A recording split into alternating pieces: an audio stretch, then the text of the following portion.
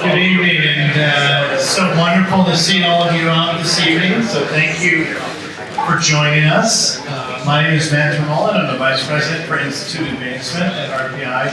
I've had the pleasure of meeting many of you this evening, some for the first time, other I've met at other events. So we really have a special evening tonight. As you know, the Presidential Panel on Translation, Innovation, and Entrepreneurship.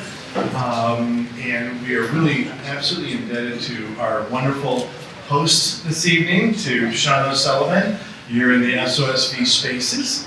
And it is a pleasure to introduce Sean, who's just been a wonderful representative of RPI over many years. So Sean, thank you very much for hosting us and for kicking off the evening. Thank you. Thank you all for coming. It's so brilliant to meet so many RPI grads and parents and the community members. I am an engineer, I'm a geek at heart, so I feel at home. When they talk about translation, I don't think of like what you would think of as translation or commercialization. I think of language translation. My wife is good at that. She's a liberal arts major. No liberal arts majors in the room. Are there any liberal arts majors in the room? Quite a few. That's okay. You're allowed. So, and welcome. Where is the clicker? Here we go. Okay, great. So, my whole life has been about commercialization and entrepreneurship ever since I got into RPI. And in fact, I started my first company. I started my first company at RPI, and it was fun. You guys recognize the campus there. This was not around when I was there. I'm sure a lot of us were there. It wasn't there for me. That was me, as whatever. I graduated high school at 16, so I came to RPI and went to co-op programs and whatnot, and that really taught me, how important it was to create things. And to actually dictate your own future. When I was working for IBM before I graduated the school, I love IBM, great company, but I was in a division that changed their direction, and these engineers had been working on a project for like 8 years. That project got canceled. They had video phones back in 1983, and they bought a different company, and they said, I do not want to spend 8 years of my life doing what people have been telling me to do, pouring my heart and soul into it like this group of engineers I was working with did, and not actually have control over it. So I said, okay, I'm going to start a company. And so I did, right out of school, and thankfully, there was a class called Principles of Entrepreneurship at RPI, and engineers were encouraged to take that class.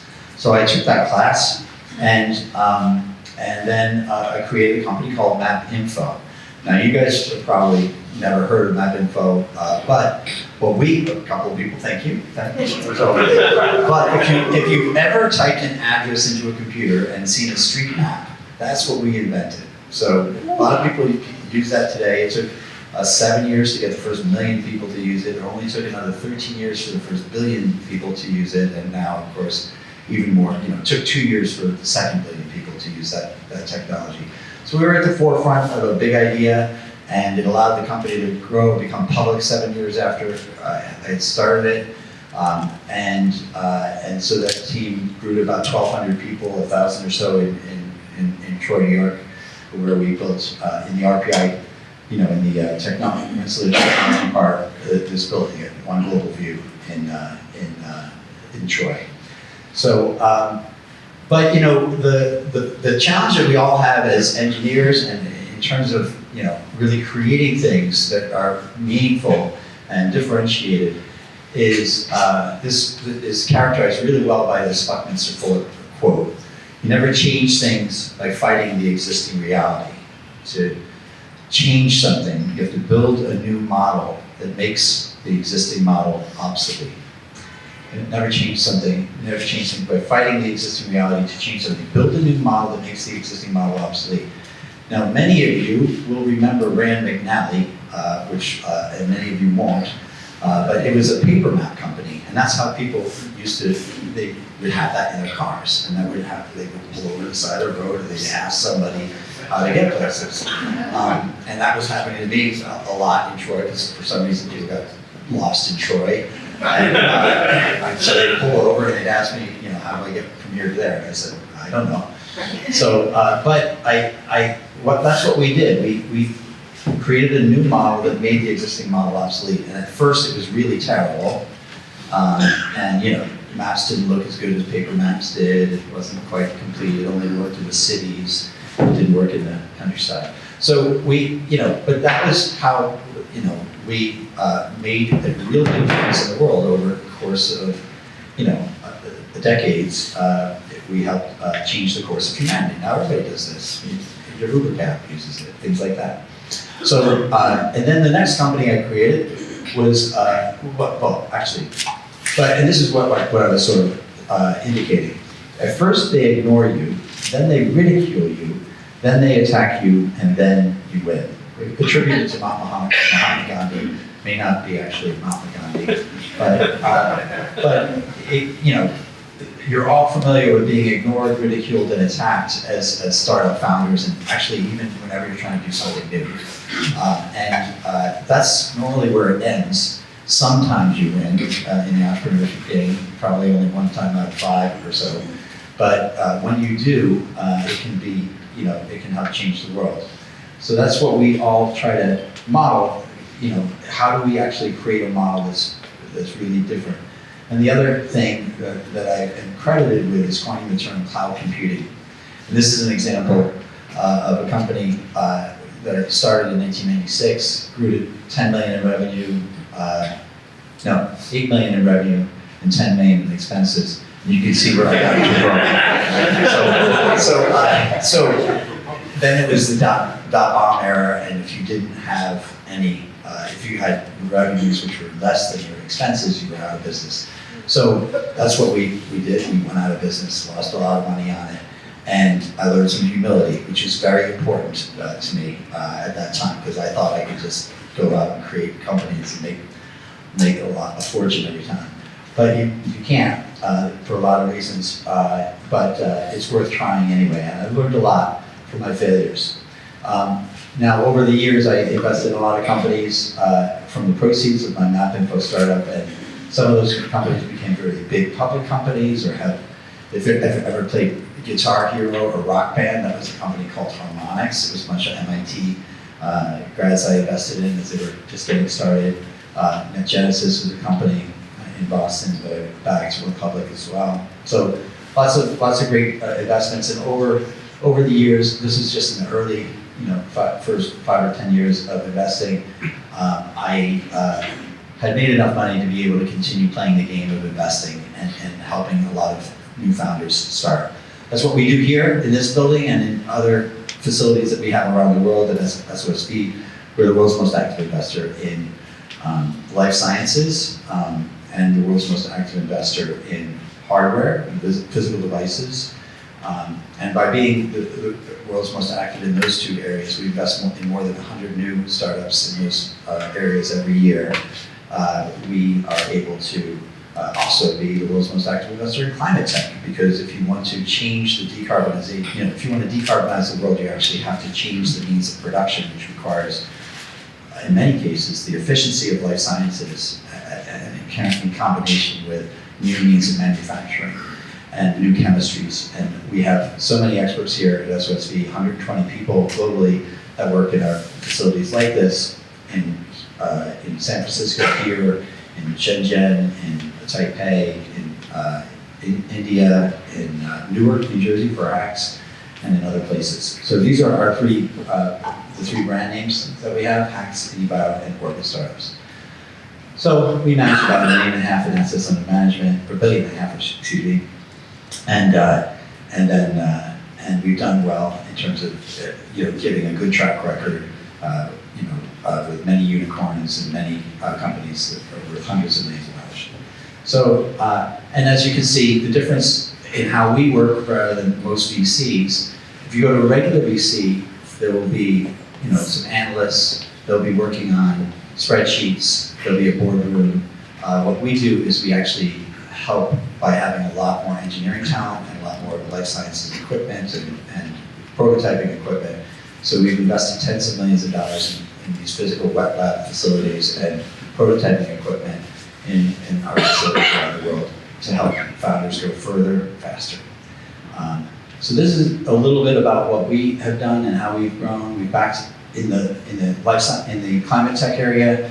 We've backed about $20 billion of new creative wealth that has come out of the climate tech space.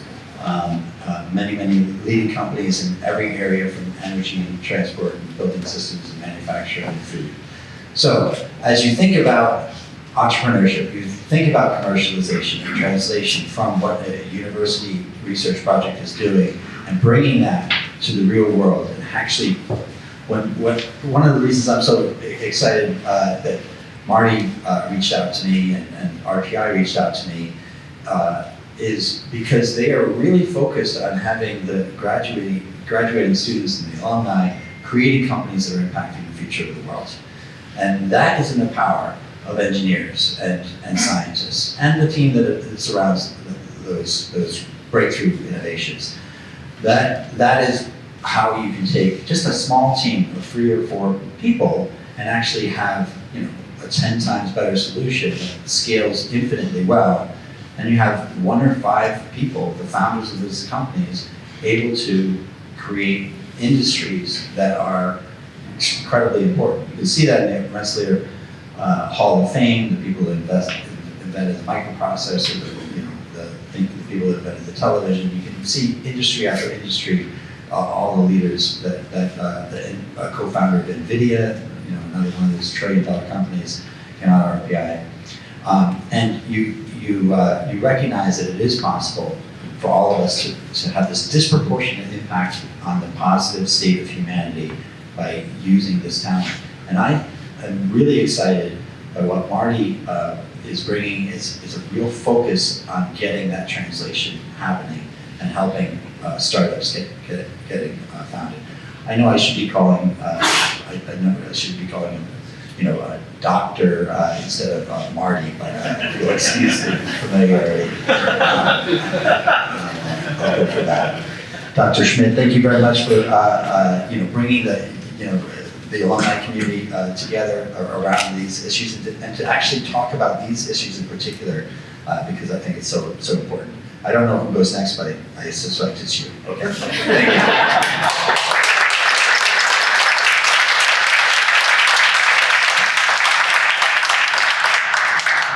I'm not Jonathan Dordick, but he'll be here now.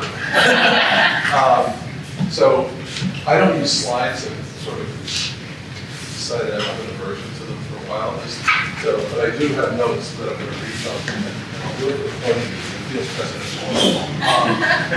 So first of all, thanks, Sean. It's wonderful to be here, and I also thank you and the IndieBio team for really allowing us to have this event in this beautiful forum. I mean, it's just amazing to see what you've done here. Matt and I were in New York City, I don't know, a couple of weeks ago, a couple of months ago, at All Blurs, but we met with some young alumni, and one of the things they said is it's hard to get gathering spaces to do events like this in New York, so it's really, I really appreciate how much this is for us to be able to do this here. I also want to thank you all for being here. This event, we're going to talk about translation, innovation, and entrepreneurship. In full disclosure, you are the beta test for this type of event. Our intention is to hold an event like this annually in regions where we have a decent concentration of alumni.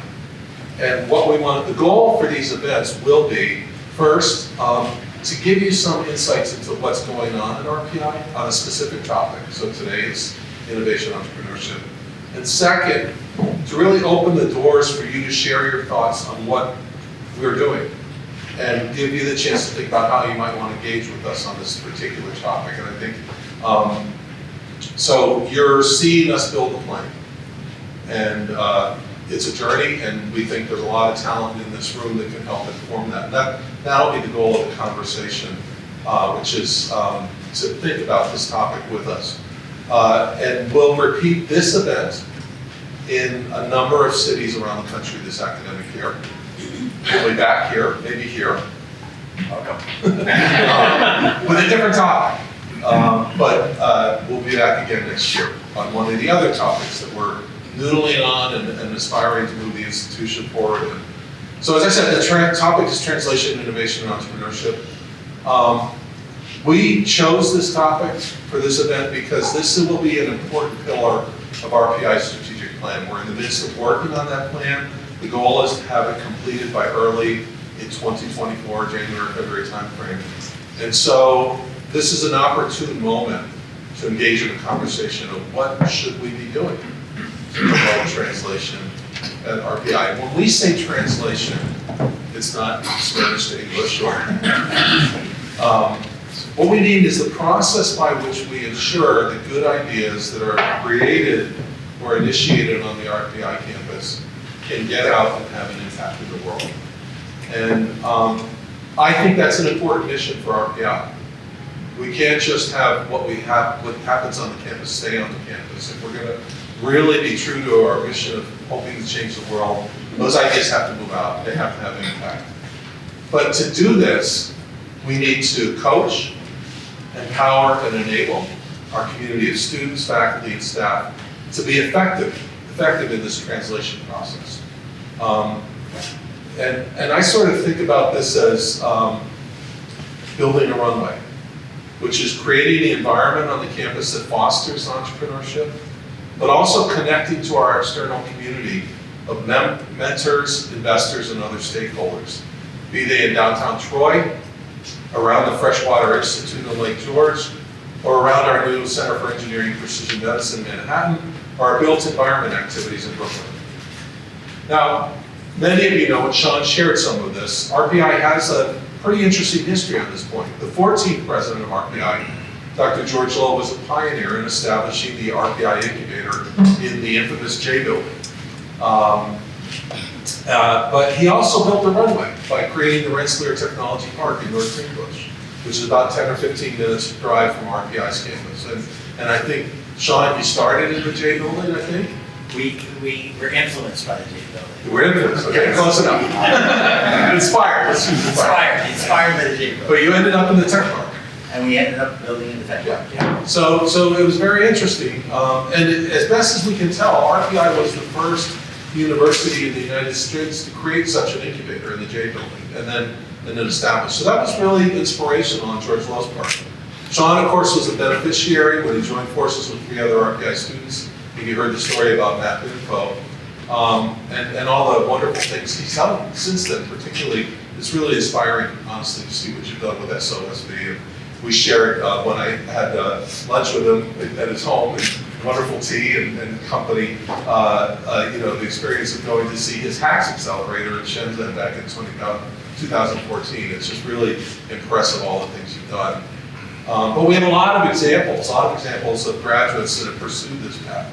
Sean mentioned Curtis Cream, class of 1982, who with 2 other founders sketched out the plan for NVIDIA and the Demis in Silicon Valley. Closer to Troy, in more recent years, we've seen the emergence of a computer gaming cluster in downtown Troy. In many ways, it has its origin when an alumni named Karthik Bala, class of 1997, joined forces with his brother Guha, started a company in the J building, which they ultimately sold to Activision. And that remains as a division of Activision in Albany, with hundreds of employees. But then they took the proceeds from that sale and created Velen Ventures, a seed investment, now arm, and Velen Studios in downtown Troy, which is basically an incubator.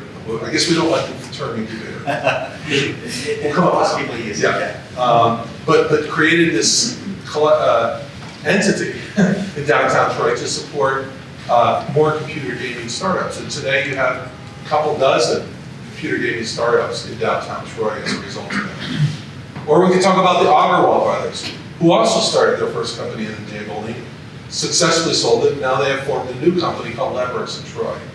And then even Bayer and Gavin McIntyre, relying on Professor Bert Swarthy's class Inventor Studio, and then going into the J building, to create Ecovative that now manufactures mycelium-based products with innovative biomanufacturing processes. So what does it all mean? Well, I'd say that as an institution, we have the capacity to do translation if you look at those examples. But it's interesting, and I'm not to suggest that we don't have challenges, but it's also interesting, there's a recent study, a Harvard economist named Raj Chetty has a group at Harvard that he calls the Opportunity Insights Group.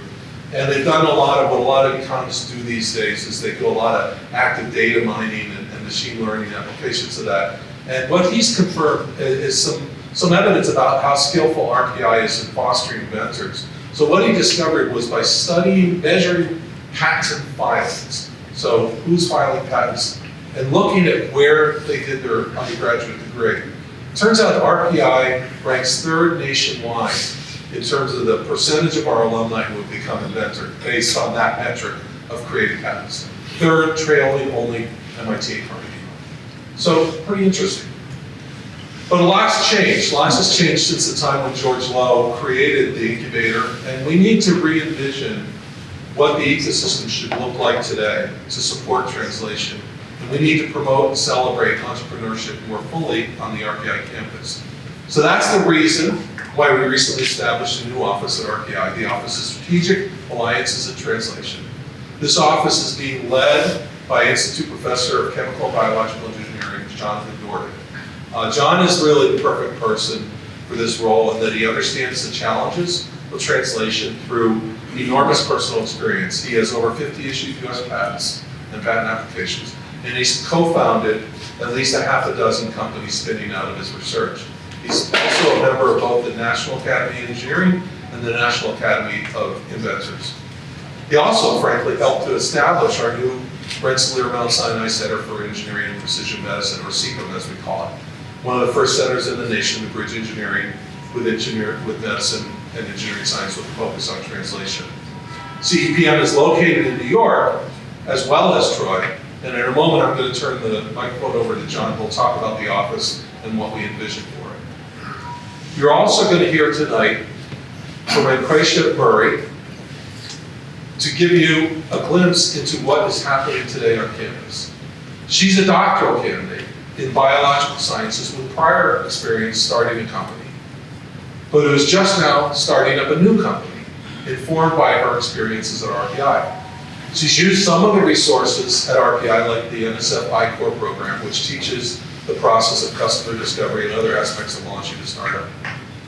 And you're going to hear from Tsamis, who's an associate director of CASE, our Center for Architecture, Science, and Ecology, which is radically rethinking materials and systems for sustainable buildings, and is located in Industry City in Brooklyn.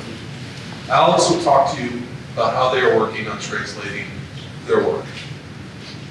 So with all of this, the questions that we're thinking about, the questions for us are, can RPI do more to infuse key translational business concepts throughout our curriculum?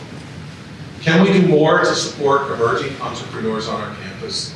And can we reimagine the incubator and tech park of the 80s into something that makes sense today, in today's environment? And that's the questions that we want to engage this group with. Those are the questions that we're thinking about. Those are the questions that will inform the office that John is creating. And so for us, this is a wonderful opportunity to hear from you and get your thoughts on this topic. And so you'll hear from John about the office, and you'll hear from two individuals that are currently in the community trying to advance some of the translation opportunities and get a sense of where we're at on that. So I want to thank you again for joining, and now it's my great pleasure to turn it over to John Dordick.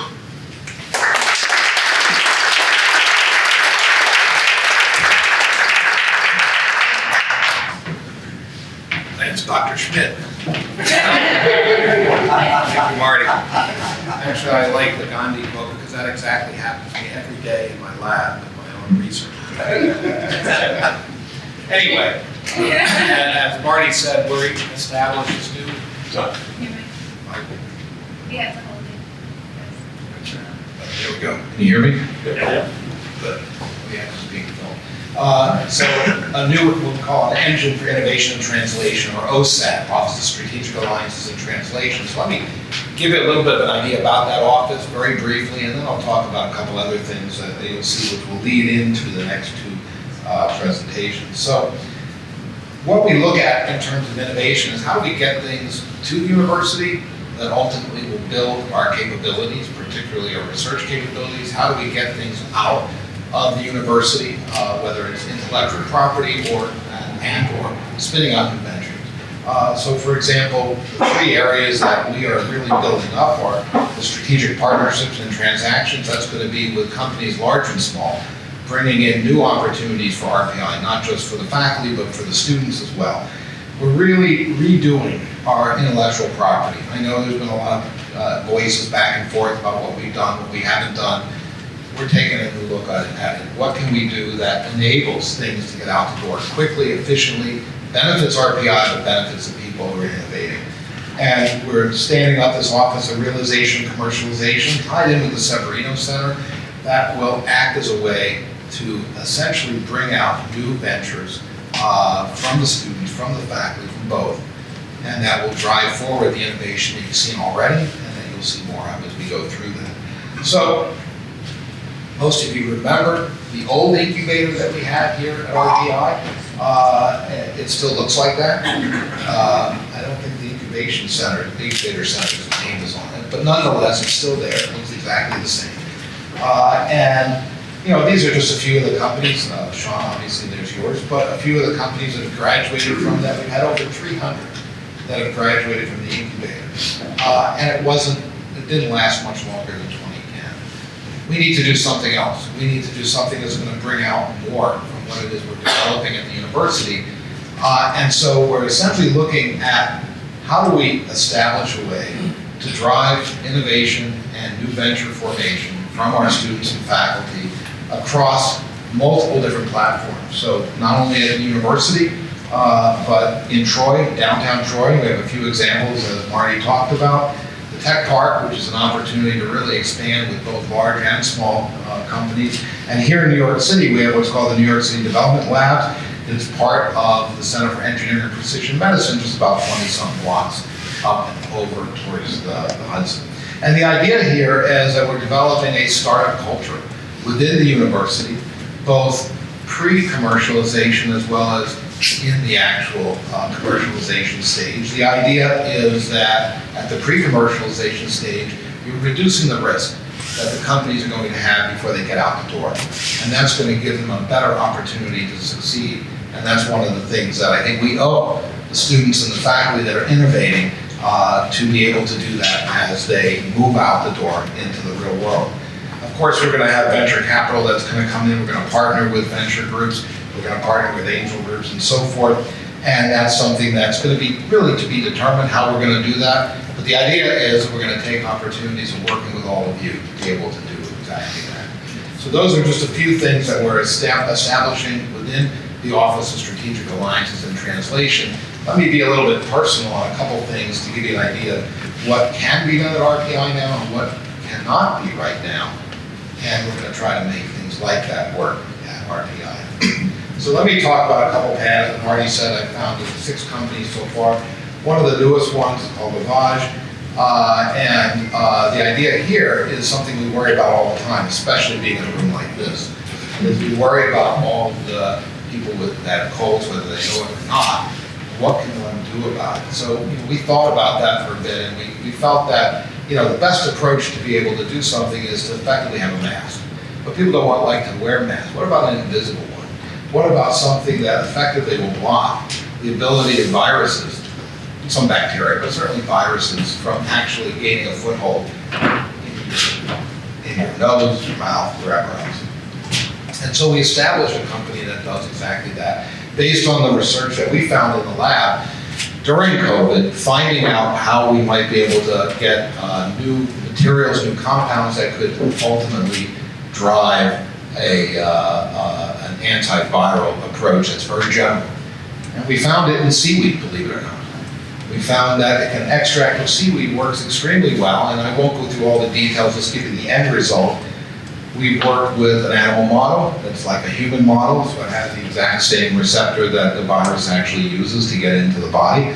And we found that one of the compounds is RPI 27, so we have to name it after something at RPI, completely blocked, 100%, the ability of the mouse to get COVID. Now, naturally given dose, we can go to higher doses, we see some breakthrough, but at the end of the day, that's something that is exciting and now brings us forward now, way forward into medical devices as a barrier and things like that.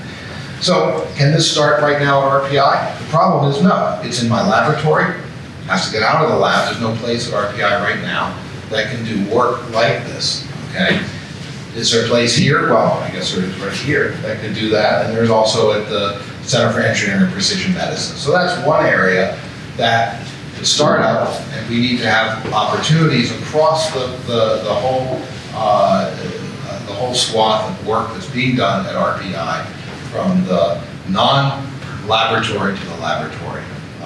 And what about something that probably couldn't start as an invention because the risk and investment required would be way too high? But the opportunities in that first part of the office that I told you about in terms of strategic partnerships really comes in. And that's in some, this is just showing you, I forgot I have an extra slide here, which is basically says the different business approaches that we're using, including an FDA 510K, which is a medical device as opposed to a new drug. And we can even get partnering with various consumer companies because quite frankly, this material is what you eat. Anytime you have sushi, you're eating it. So that's an opportunity for us to take advantage of that. So many of you maybe know back in 2008 or so, there was a crisis in the US, a heparin crisis. Over 100 people died because of contaminated heparin that came from China. So a colleague of mine, Bob Lenhart, who's an expert in heparin, and I, who work in enzyme technology, decided that we're going to go ahead and develop a bioengineered version, something that does not come from the pig intestine. I won't show you pictures of how they get it, but it's in a GMP type process. So the idea behind that would be, can we address a market that's massive? In this case, it's about a $7 billion market annually, worldwide. And we've already gone through a pre-IND, we're at the FDA and so forth through that.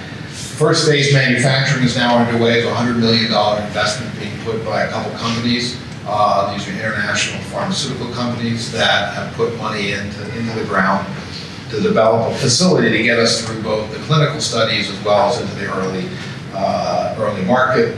The overall investment at this point exceeds $50 million, not including that capital. So that's not something you're going to get a startup to go for. I don't think, Sean, you would think that you would want to invest that kind of money just to get some return out of it, right? But it is something that we're now further down the road with, and the goal is to get rid of all the heparin on the market, because it comes from pigs, and convert it into a completely biosynthetic process. And that's what we're leading to, and that's where we have gone fairly far down the road. We've actually gotten rid of a number of potential competitors. When they see what we've done and what the patents we have, they've given up. And so we're now really the main player here. So with that, thank you. The office is open, it's ready to go. We're actually beginning to build it out, and you'll see how we do this personally over the next few years. So thank you very much. And Alex, you're next.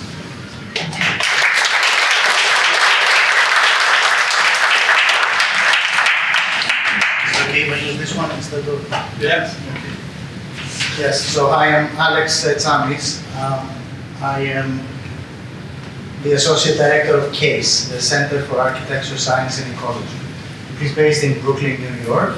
It is an off-campus campus, and it's a probe of RPI into the world of architecture and engineering in New York City. The building industry is the most polluting industry that exists today. It's responsible for 40% of the carbon emissions of any activity on the planet. The building industry is also the most resistant in change in terms of habits and behaviors and methods. So CASE its mission is to develop next generation technology that will decarbonize the building industry, both in terms of energy expenditures and in terms of materials used, and do that in a socially just and equitable way. This last sentence is very important to us because one of the key components of the center is we understand the sustainability problems as socio-technical problems.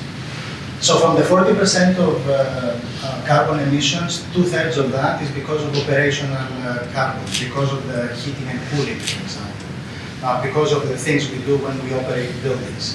I see Berardo here, who is a graduate of CASE, and he's an entrepreneur himself, and he's working with SOSV, and he has developed a heating and cooling, a heat pump technology. I wanted to point to him here, so he's actively pursuing his business.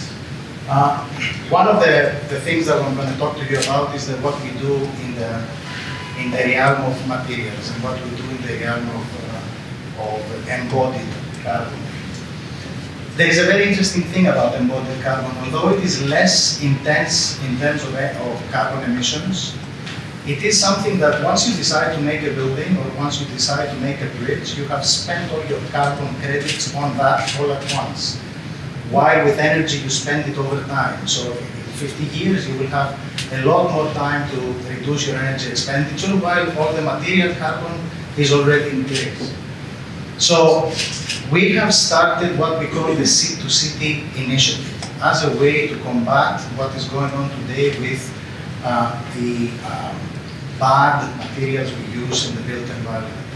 This is an initiative that is cross-institute.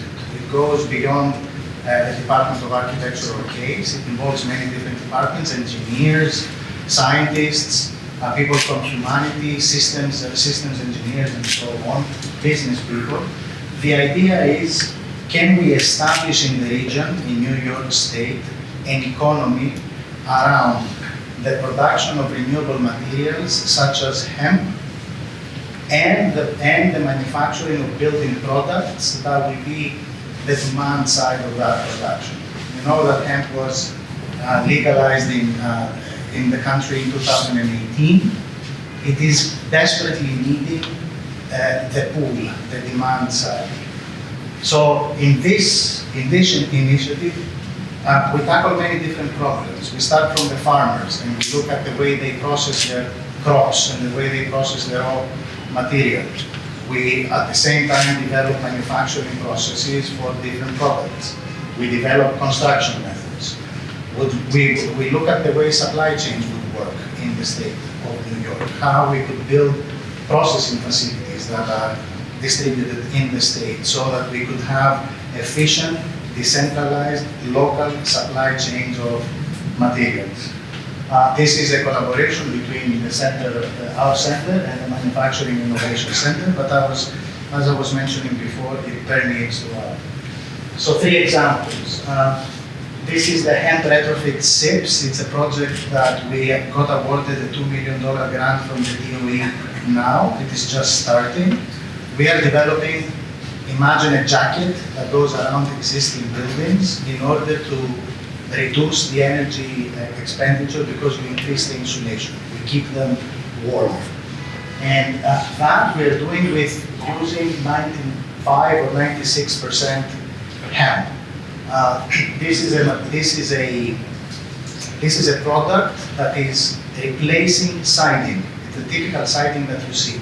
According to the DOE, more than 50% of the buildings in the United States require retrofits, and they are buildings that are single-family houses that are mostly built with siding. So at the cost of $1 more installed than typical siding, you would get like something like 25% of energy savings. And at the same time, you would be creating an economy around hemp. The second is a project that looks at the processes further upstream. This is a machine that is being developed by the Manufacturing Innovation Center, Dan Wolzik. He says something very nice, I like about it.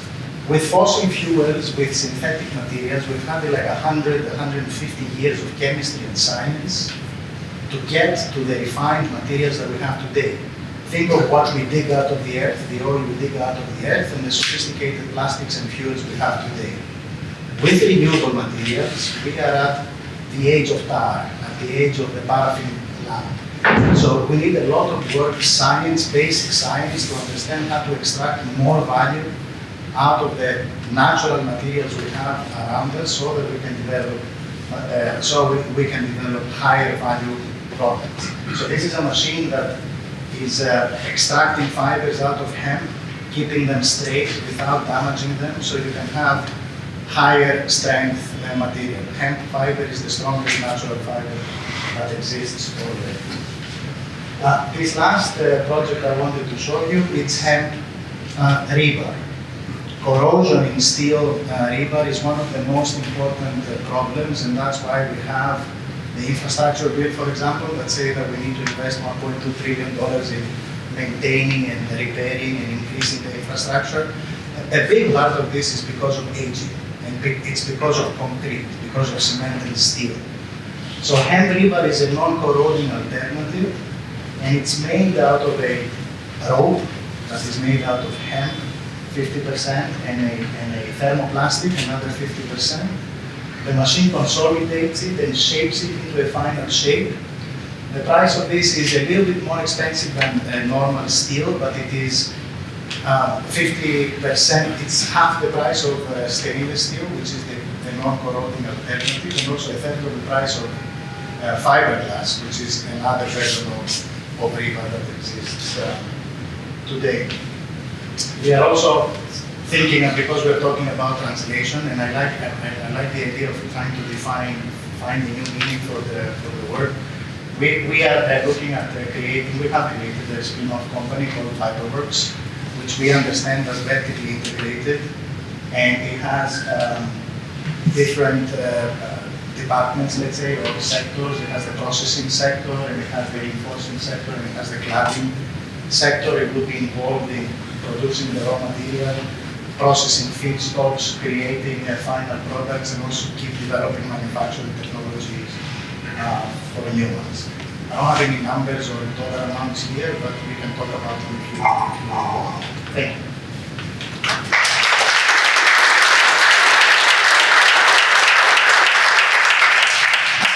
Our last speaker is Anqesha, who is a Ph.D. student at Toronto.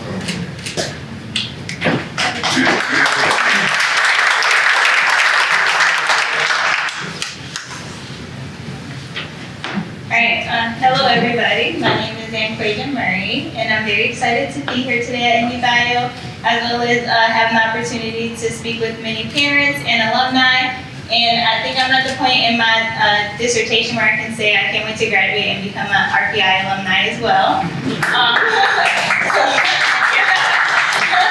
So today I'm going to talk about some of the work that I'm doing, titled Improving Alzheimer's Disease Patient Outcomes through Research and Innovation.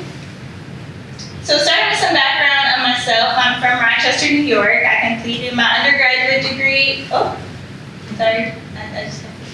at the University of Rochester, where I studied molecular microbiology and immunology. Fun fact, I also minored in American Sign Language and dance, so if you know sign or want to challenge me to a dance competition, that's what I do. Then I did a post-bachelorette program at Brown University where I studied microbiology and immunology before I started my Ph.D. at RPI, and of course I joined a biochemistry, biophysics lab. But I studied protein-protein interactions in Alzheimer's disease and neuroinflammation, and I'm co-advised by Dr. Tony Wong and Dr. John Dordick. And when I started this research, it was a very new field for me, but I just became so engrossed in the Alzheimer's community, and it really motivated me to seek out other opportunities. So I am a grant awardee for the NIA Alzheimer's Disease Clinical and Translational Research training program, which allows me to do support my research as well as explore entrepreneurship activities. And I'm also an executive member of the professional interest area to elevate early career dementia researchers for the International Society to Advance Alzheimer's Research and Treatment.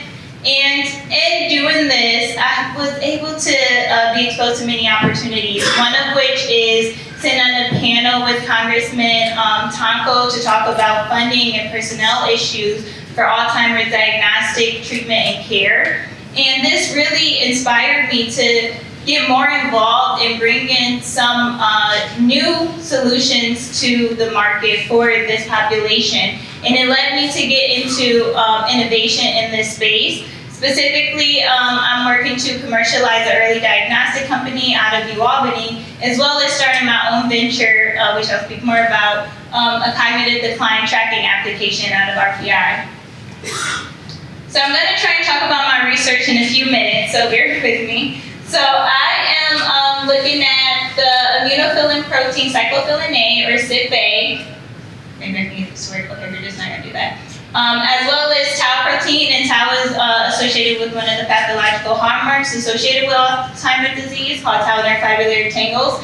And I characterize the interaction of these proteins, as well as how they interact with the cell surface receptor, heparan sulfate proteoglycans, or HSPGs. And I do this at atomic resolution, where I probe the structural interaction of the two proteins using techniques such as NMR. And in summary, this allows me to really identify at atomic resolution the binding site of these protein-protein interactions, where I'm able to summarize that the PR2 region of tau binds to the hydrophobic pocket, for example, cyclophilin A, at 10 micromolar. And I also characterize these interactions in microglia and see how these interactions promote microglial activation. So this is very basic fundamental sciences where I'm exploring these interactions, and they're novel, haven't been characterized in the literature before. But the aim of this research is to eventually, potentially lead to a new therapeutic target in order to combat Alzheimer's disease. So my research really led me to exploring innovation in this space. And one thing that I'm working to develop is a cognitive decline tracking app called Agicare, and this is an AI-based platform that leverages patient data to drive disease stage diagnosis and recommend patient-specific drug combination therapies. And this is really targeted at the problem that there is currently no all-encompassing digital system to track cognitive decline, as well as measure drug efficacy treatment strategies outside of the clinical setting, aimed at keeping the aging population at home longer. And our competitive advantage here is our software that will be able to collect, adapt, integrate, analyze, and then provide a summary of this cognitive decline that is being observed. And this is based off personal app engagement, caregiver assessments, as well as physician evaluation integrations into this platform. Sorry, I have this up here. So to do this work is myself, as well as a few co-founders, which is Nathan Schmidt, who's also a fourth-year Ph.D. student. We actually work in the same lab. Actually dragged him into ICOR with me. I had some previous business experience. And my first company I started with about $500. And then I was like, oh, I'm interested in developing this app. And then they were like, okay, yeah, you'll just need about $500,000 to $1 million. I'm like, awesome. How do I get that money, So they were like, okay, you need to join the ecosystem, go through ICOR. So I dragged Nathan in with me, who has specialty in protein aggregation as well as drug development. And what was amazing is that we were able to go to a faculty because what we wanted to start wasn't based off our bench top research. And we were able to go to a faculty who had experience with app development and AI and machine learning and say, hey, we have this idea. And he fully supported us and was like, not only do I believe in what you're saying, but I'll help you bring it to life and help you in any way we can. So we currently are a team of 3, and we actually are growing our team next semester thanks to RPI and some of the initiatives that have been put into place where we are growing our team by minimum of 3, and they will receive either compensation or course credit. And we are still at the commercialization stage for the company. So far, we've completed phase 1 and 2 of ICOR and participated in some pitch competitions. So far, we won about $3,000 to date, and it's we're doing it alongside our Ph.D. So it's a little slow progressing, but we're working at it. And we are now registered as an LLC in New York State, but we're primarily focused on developing our MVP and really developing a platform and building our team. And we're also seeking funding, mainly non-dilutive for now, and plan to apply for SBIRs as well as some incubators. So here I just wanted to highlight some of the organizations and individuals. I had business background in the past. It was more in the nonprofit sector, and trying to do a STEM-based innovation was really challenging, and I didn't know where to start. So I really wanted to highlight these organizations and individuals that met me where I was at. And I was able to go to them and say, I have this idea, I don't know how to bring it to life, and they were able to guide me. So although the ecosystem is larger than this is a few that really helped supported me and allowed me to keep going. So that's where I am now. And we plan to continue this venture even once I graduate. That's it.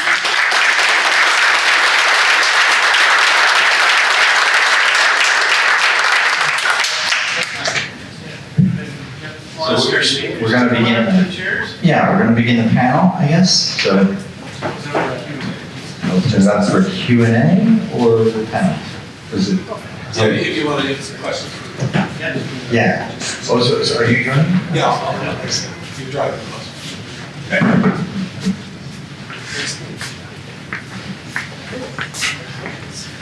Awesome. So we will have some Q&A. Would you want to start with Q&A? Oh, we'll start with Q&A. Go ahead. I saw a hand raised. For Alex? Oh. Yes. What about for the hemp insulation? Sorry. Yes. For the hemp insulation and the other uses, what have you done to mitigate the problem of combustibility of hemp? Yes, so we are collaborating with a company called Architecture. They are in the United States, one of the first company, the only company that does a hemp alternative to fiberglass insulation. And the core of the material that we are using is their product, actually synthesized specifically for our needs. So there's a recipe difference. They have they have certified non-flammable insulation. The skin is a combination of a hemp textile and a phenolic resin. Phenolics are very well known for non-flammability, so also high impact resistance. We don't think it's a very, I think that the DOE was in this kind of grant, they were very much into evaluating how real the thing is.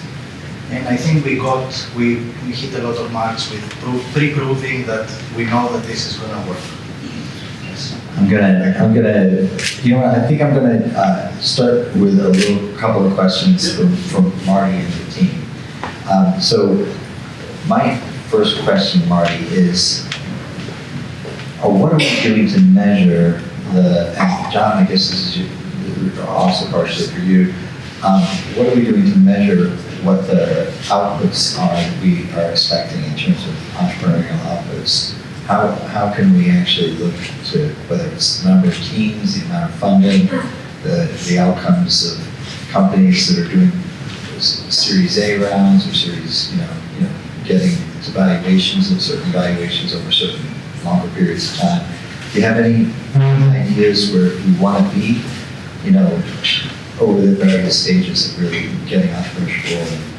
Yeah, well, I'd say the answer to your question is not much in terms of measurement.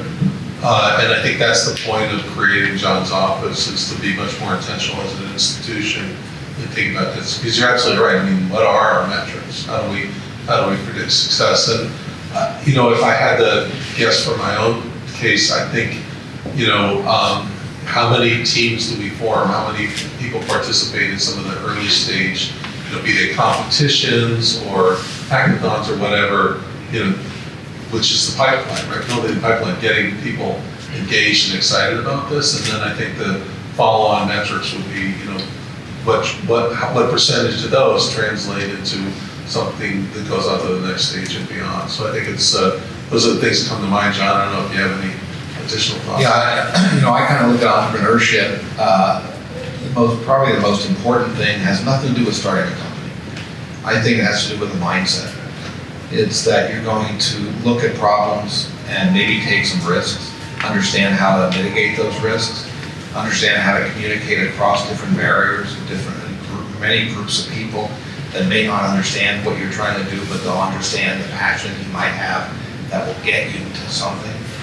Even if you don't start a company, and if our students go down that path, they're going to innovate in many ways at the end of the day. Now, how do you quantify that? The easy part is, well, how many companies do you start? What kind of return on investment you get and all that. But I think that that's secondary to the actual mind change that you have by coming in and letting the students and the faculty just explore opportunities that will drive them forward. They're going to have a passion, and that's going to drive what they do. And it will lead to exactly the kinds of things you're talking about. Sean, one other thing that comes to mind listening to John is I think another thing we need to focus on is very interesting. In October, we took the board of directors around the capital region, talked to a lot of people, talked about this topic. And I think one of the challenges in the capital region is you have less of that entrepreneurial ecosystem. And I think a metric that probably is a relevant metric to think about is, have we cultivated that mentor network in the capital region, which I think is going to be so important to creating that virtuous cycle. And one of the things that's quite interesting, I think there's one of the founders of Brain is here, is that right? Rensselaer, yes. There's two folks that raise their hands there. So what does Brain stand for again? Rensselaer Alumni Investment Network? Yes. Yeah. So it's it can be through the university, clearly, it can be through the ecosystem. And the ecosystem around it hasn't been, super vibrant in upstate New York, although, there's a beginning of that with the computer gaming companies, that hotspot, and other aspects. But like, if we look at this as a process issue, how many people come through RPI every year and graduate every year? 1,500 or something like that? Yeah, 1,500 to 2,000 undergraduates a year. Yeah, and then there's grad students. Grad students is a smaller population now, it will grow over time. Yeah. So, I mean, what percent should become entrepreneurs? What do you, should be, what? That's a good question. I mean, I don't think everybody needs to be an entrepreneur. Right. And a lot of people, I mean, I came from poverty myself, but, and so I was primed to be able to go straight into entrepreneurship because I went from living like a college student to living like a college student. So I knew how to, put the ramen cups on the stove and break an egg over it, and that was my meal for the day. So Yeah. it was about 70 cents or 50 cents back then. So it's actually a really good thing to get them early if you can, because they haven't yet bought a house. They haven't yet gotten their job offer from, I was going to say Arthur Anderson, that doesn't even exist. PwC or whatever it is these days. Yeah. I think there's an interesting point, which is I'd rather than say how many want to be an entrepreneur, what I've seen in my time at MIT, and I can see it at RPI, is that, what you want to do is attract people that come to RPI because they care about something, and they want to have an impact on that something. And it could be that an entrepreneurial path is the path to impact. It could be being part of a different type of enterprise. But I think we want to attract people that feel like RPI is going to prepare them and arm them to work on a problem that matters to them personally. Yeah, and I don't think it needs to be, even if it was 10% of students, I think that'd be phenomenal, right? That would be incredible to have people want to join a company at the startup phase, and that's 150, new founders a year potentially that could be coming out of RPI, and maybe that's 70 companies or 50 companies, and we're not going to start there, right? Maybe we get to 5 or 10 companies who may already be there. Like, who's the RPI HVAC guy? Thank you very much. So there's we backed a company at Hacks with a phenomenal energy efficient way of reducing, as was talked about by Alex, in terms of how consumptive our energy processes are. We backed the company, what's the name of the company again? Mimic, yes. And it's cool. I was just over there and I was looking at your units there, using solid state engineering rather than chemistry to cool buildings. And it's a really amazing new technology. Could have a big impact, 20-30% of decarbonization for HVAC systems. It was a massive expense for every building everywhere.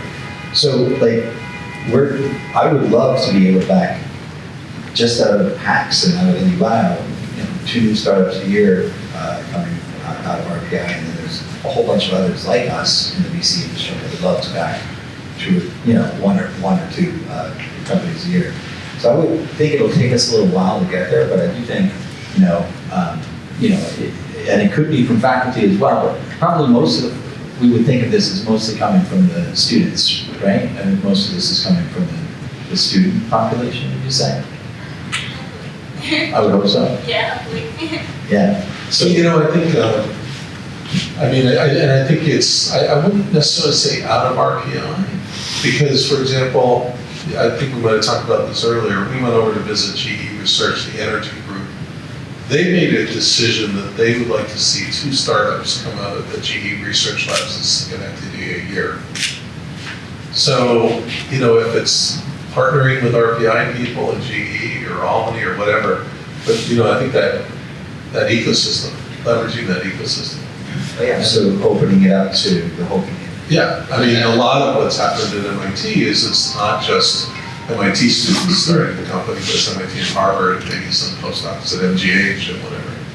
But Anqesha, I think the other important part is you have an advisor who doesn't tell you, no, get rid of that app stuff and focus on the lab. I say that. Okay. He does say that. But I do think it's a privilege to have an advisor that's already mentally in this space and understands some of the challenges and what it takes in order to engage. And one of the things, at least with PhD students, is really the culture as a research scientist, and then going to your PI and having them be in a space where it's like, okay, maybe I don't understand what you're doing if they're not in the business entrepreneurship space, but I'm going to encourage you to pursue it. And it's hard as a research scientist to focus on your PhD as well as starting a new venture. And then on top of that, I do think there's a difference between wanting to be an entrepreneur and engaging in business activities. And I think if you're engaging in business activities, that should be everybody. They think, sometimes I hear like, oh, is that taking you away from your research? But I honestly think being in business and learning entrepreneurship has made me a stronger scientist. And there's a lot of skills that I was able to learn in terms of communicating my research and really identifying the value and being able to speak to people that aren't benchtop scientists about what I'm doing and why I'm so passionate about it. And that, I think, is for everybody. And then there's, okay, I want to be an entrepreneur. I actually want to have a venture that comes out of RPI, and what resources are at hand that would allow me to make that happen. So Sean, as I said, I've started a number of companies, but I started them where I had colleagues with me do that. But my dream is that we get more of the students applying that do that. I'm so glad Anqesha is doing it. Yes, you have to get your PhD. Okay, but it's an opportunity, and again, it's an entrepreneurial, mind shift that we have to go through, particularly at the graduate level, even more than the undergraduate level. That's something Marty and I have talked about, and I think that's something we're going to be building up, bringing those kinds of students to the campus. And also I'd say that there's an issue of faculty encouraging it, right? Because there are many labs at Stanford or other places around the world where they actually produce like several startups a year, and the students apply to these colleges because they think there's a better chance of doing a startup there.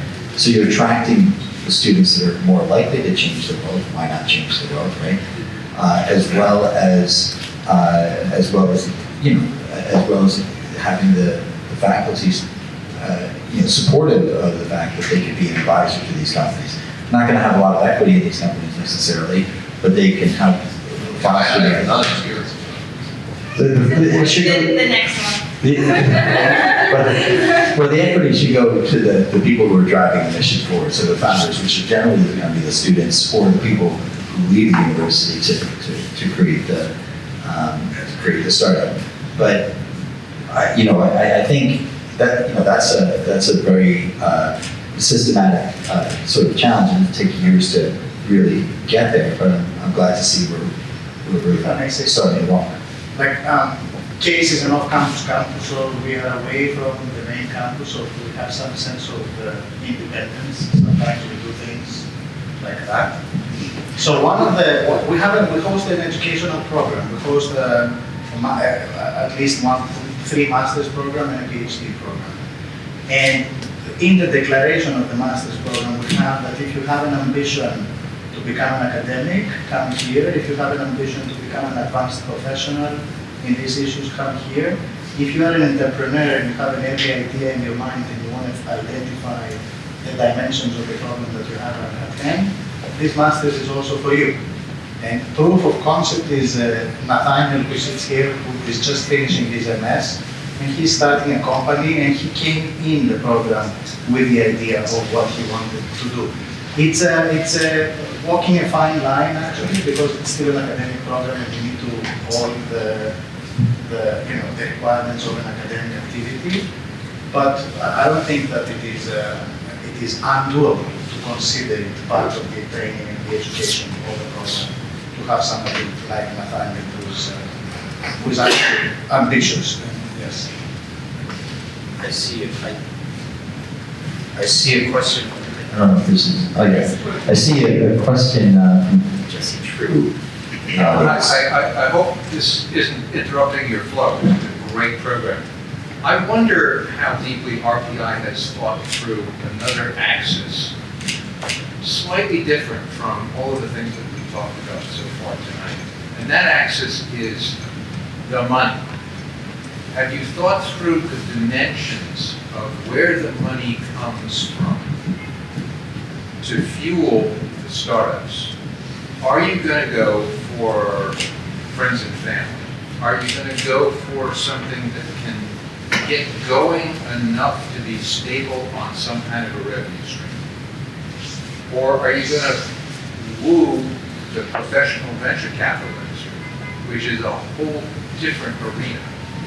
And I think RPI ought to think deeply about how, as an institution, you can help the entrepreneurs by paving the way into the sequoias, into the pharma industry, because you have alumni, we have alumni that are deep in that sector and can make those introductions and make RPI a place where the startup incubators, that the pros are working like Shaw's, and so that they go to RPI as well as, pardon the expression, MIT, or Stanford, or Harvard, or MGH. Yeah, so Jesse, first of all, it's a suggestion is tantamount to volunteering. I can help a little bit. I know you can. And Jesse is a very accomplished venture capitalist in the biotech sector. We should have prefaced that. But I think it's just kind of a staircase.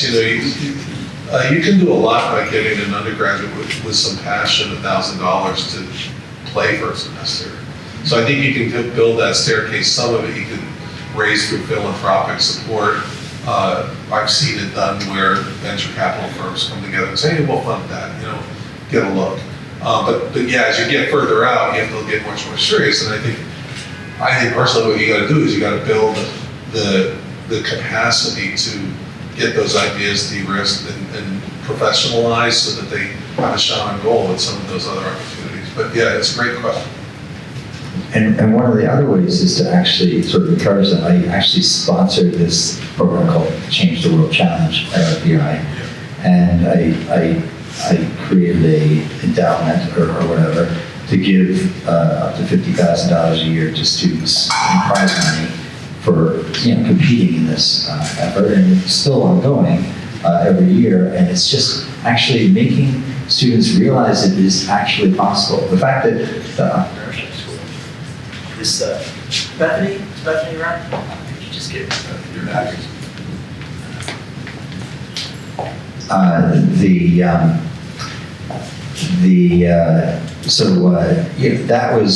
That actually, one of the first winners of that was the company you also put up on the side, Ecology. So they originally got $1,000 in the annual thing. They got $5,000 for that, and got support for $50,000 for patents work, et cetera. And just because of that program, and that evidently encouraged the founders there to make progress forward. So just knowing that it's possible, like the fact. One thing I've made recommendations to in the past is that every engineering student, due to the unique responsibilities that engineers and scientists have as being the only people that can create infinitely scalable technologies that can change the course of human existence, that every engineering student and science student should take a commercialization course before they graduate from university. Because that, and it was through the very last semester at RPI, I took that Principle of Entrepreneurship course. That's why 1,000 people work up in Troy at MapInfo, so today. It's because that I took that course there. If I didn't take that course, I would never have done a startup. So John or Equation, do you want to talk about some of the courses that support this? Yeah, so actually Anqesha did win the Change the World Challenge, so thank you. That was actually one of the first competitions that we engaged in. Very cool. Yeah, and then also, I think for me, like I mainly did like nonprofit work before starting my PhD, and I honestly didn't realize there was a world where I could combine my like interest in science and business into one. And then I learned about a course through Mount Sinai called Biomedical Commercialization. And I asked Dr. Wong, like, can I take this course? It's not part of my plan of study, but I'm very interested in this. And he was like, sure, as long as it doesn't interfere with your research, which is like the gold standard response. And then it did. I was like, yeah, absolutely not. And then I took the course and I learned so much. And that was one of my first, I would say, foots in the door. And through that, one of the advisors, Heidi, I'm going to pronounce her name wrong, Neblon? Yeah, so she was like, oh, I see you're in Troy. I'm also in Troy. She was working at UAlbany at the time. I see you do Alzheimer's disease research. There's a company at UAlbany, and they need someone to help with commercialization. So it was like, it was my first introduction into the ecosystem, and from there, I really was faced with meeting so many people and had so many different opportunities just from that one course. I'd say the other thing is that even though we never actually occupied in the J building, we were never in the incubator center, the fact that the incubator center was there, and the fact that the Rensselaer's weekly newspaper, the Engineer, what's it called again? The Engineer. Or Polytechnic. Yeah, so the Poly, it was publishing articles about these guys with these new solar cells and these other, this other startup, because there was actually attention being paid to entrepreneurship in the days that I was going undergraduate there. I was like, oh, it's possible. And I walked over to the J building, I saw it, and I said, oh, we could stay here. I was very cost conscious, so instead we went to downtown Troy, where we got an even better deal. But even so, like that the fact that it was there made it seem possible. So just simply dangling that possibility in front of everyone, and really, it really is my recommendation that every engineering school, not just RPI, but every engineering school everywhere takes it. Every engineer has to take a commercialization course, because if you're not thinking about that, then you're not thinking about how it's translating into impacting the people in the real world. I love the fact that they've got the Bert Swersey style class as well. Yeah. That's really getting people to think that way. Well, it just dawned on me that so when you talk about engineering, I know Alex, your school, School of Architecture, teaches a course on entrepreneurship. I happen to know one of the instructors. How's that impacted the school? The instructor should talk about it. Nathaniel actually was a student in that class, and based on that class, chose to go to the Case Master's program and start working. And his teammates are actually all classmates from that class. I'm May, by the way, and I did in fact teach that class until I started working for Marty about 7 months ago. So yeah, I really see the ecosystem is just really building from a very strong origin story. And I really think that we have all the ingredients as RPI alumni to help that community thrive. There was a question from the back? Yeah, thanks. I wanted to just echo 2 questions, echo what the gentleman said. I'm an entrepreneur from RPI, actually started 10 years ago, still running the company. Sean was one of our first investors, actually, and the Change Your World competition is what allowed us to grow. But I want to echo the access to capital. At that Change Your World competition, Sean was one, if not one of 2 investors in the room. The auditorium was full, but there was one investor that was there, and he ultimately ended up being one of our first institutional investors. But in my opinion, I think that room should be full of VCs from around the country, including Silicon Valley. There's such a wealth of technology and things to come out of Rensselaer, but there was a major gap in access to capital. And a lot of these companies and technologies, $500 doesn't do a lot, right? For some of these groundbreaking technologies, you need serious capital. And that was a big challenge for us, getting past that gap, even to angel investors, actually. And then we had a battle to get to VCs outside of Troy. So I would just echo that as well, really important. And what is Rio doing in revenues now? So we're doing a couple $1 million in revenue today. We're actually in the process of an acquisition, so I won't get into some details on that at the moment. But we've been in business for 10 years and supplied to a whole variety of different industries in disinfection. But the second question I had was around intellectual property protection.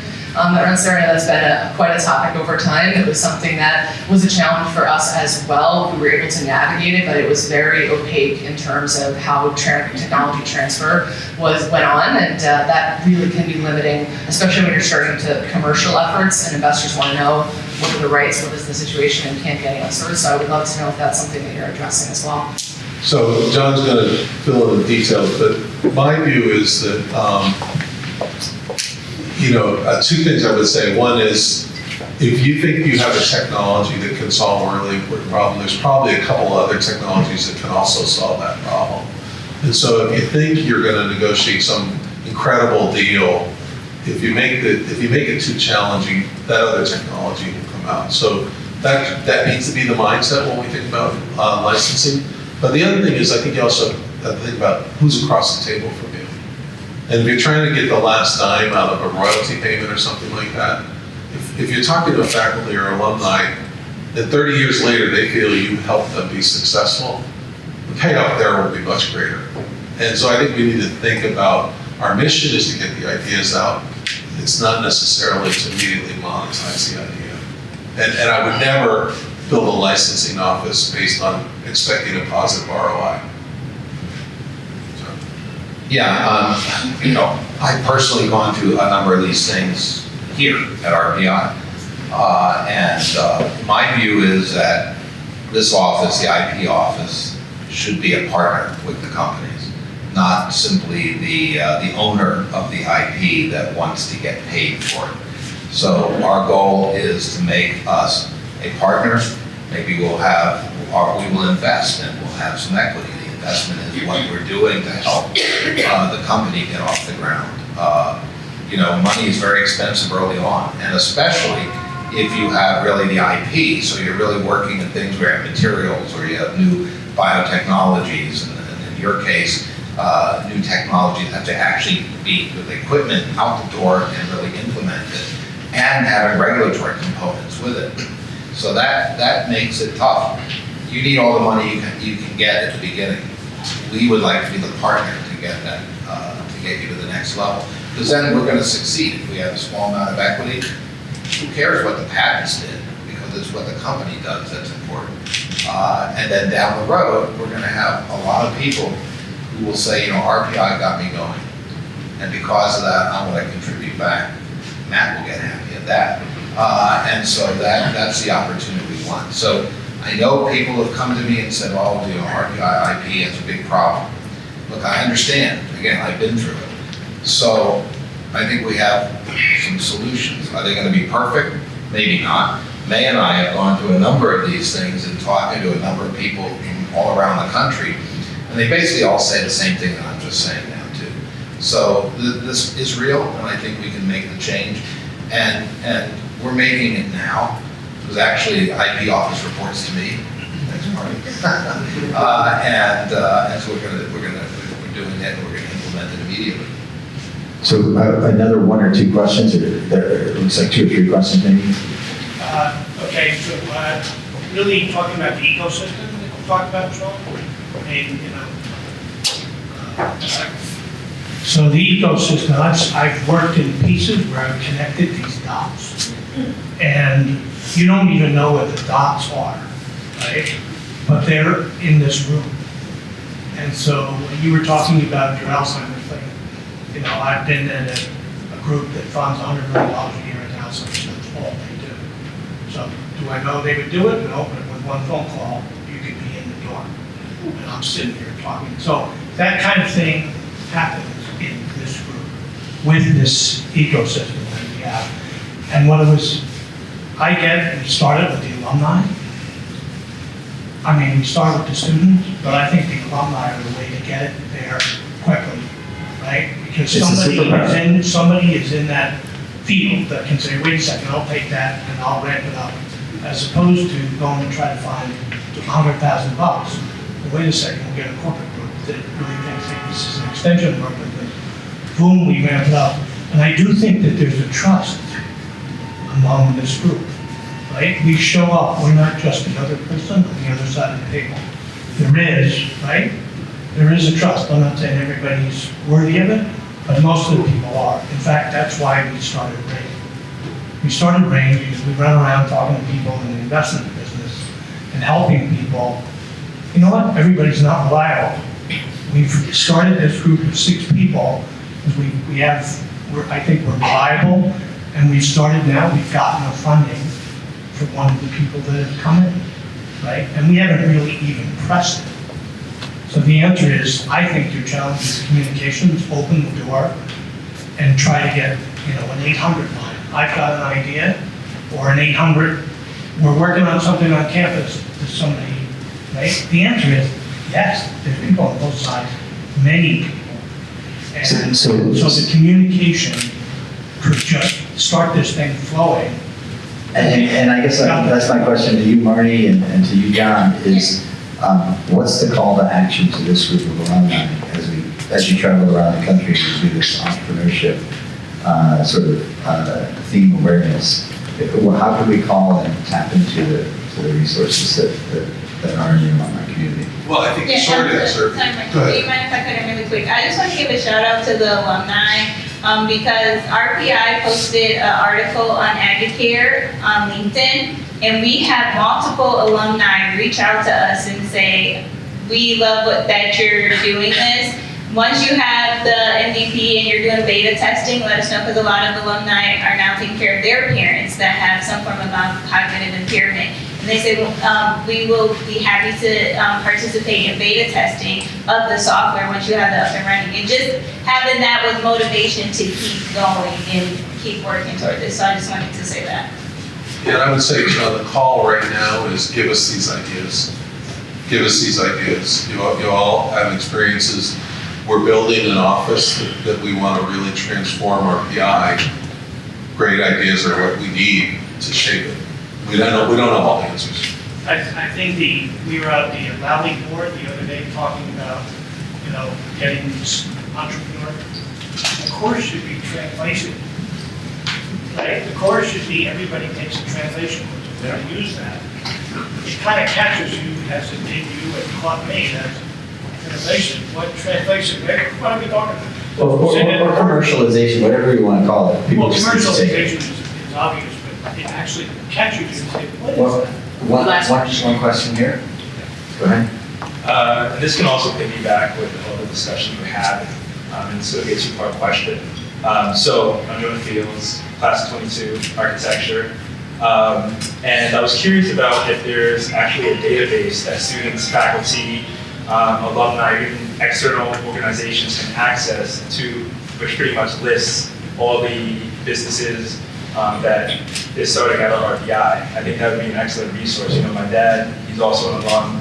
He said, he always told me, if you go to RPI, you know, and you're out looking for a job or looking for opportunities, if you meet someone who knows what RPI is, they're the one, like, once they know, like, they know, right?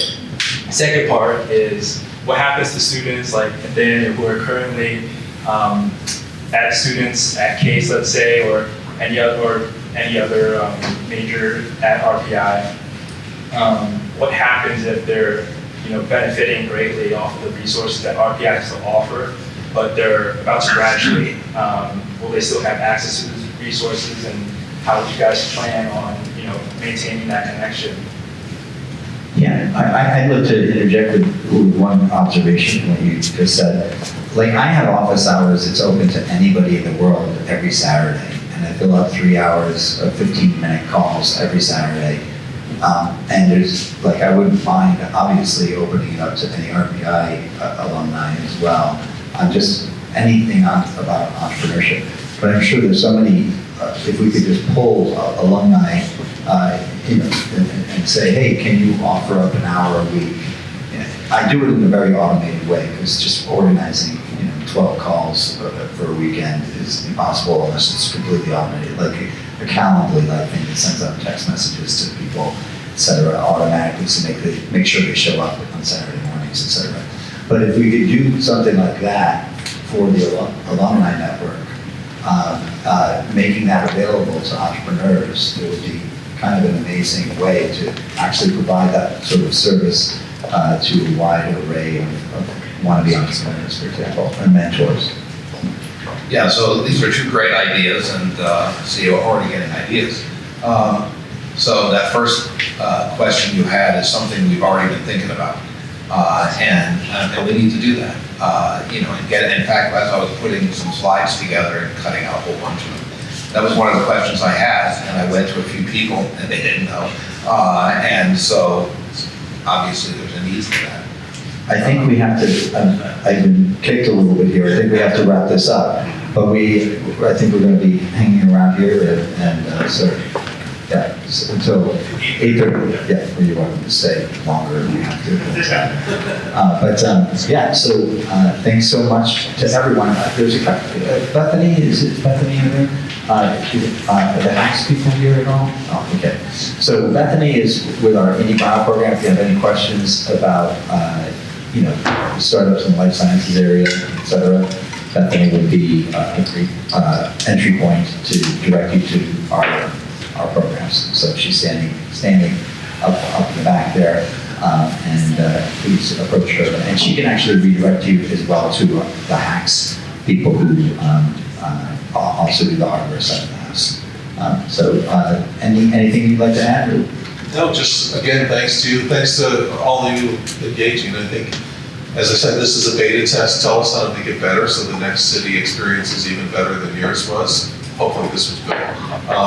And you know the man that's going to build this plane. So Dordick at RPI or something like that. And but just thanks. Thank you so much.